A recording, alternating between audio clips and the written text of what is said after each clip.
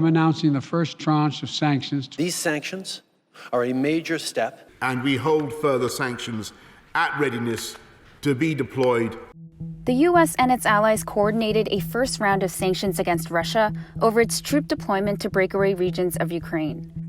They're hoping the financial pressure that the sanctions create in Russia will discourage Moscow from going any further into eastern Ukraine or using his force to take over the country entirely.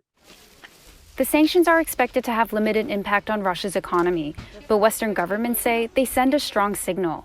The U.S. blacklisted 2 major banks and banned the trade of any new sovereign debt, while some allies said they would sanction individuals connected to the breakaway regions and impose travel bans. The political message that sends to Moscow is, hey, you are going to be politically isolated from the global economy.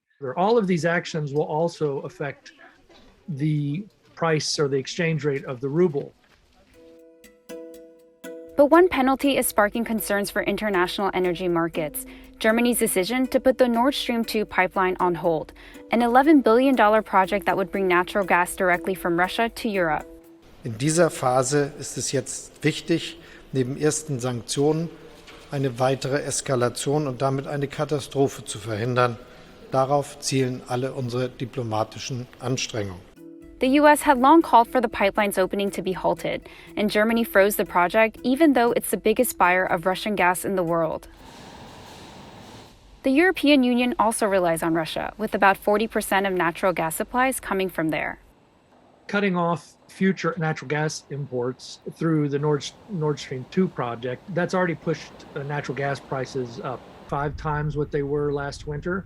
That's a big cost that Europe didn't want to take, but it also shows how serious Europe believes the threat of Russia's invasion into eastern Ukraine is. Russia's foreign ministry called the actions illegitimate and an effort by the West to restrain the country's development. As Russia contemplates its next move, we have our next move prepared as well.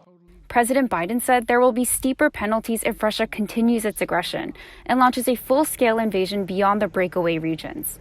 They are a signal to warn Russia that they're serious about delivering on their threats, but offering Moscow an opportunity to restrain their own efforts. And that more measured approach, say some analysts allow for a de-escalation, a potential de-escalation of the tensions, an off-ramp to diplomacy.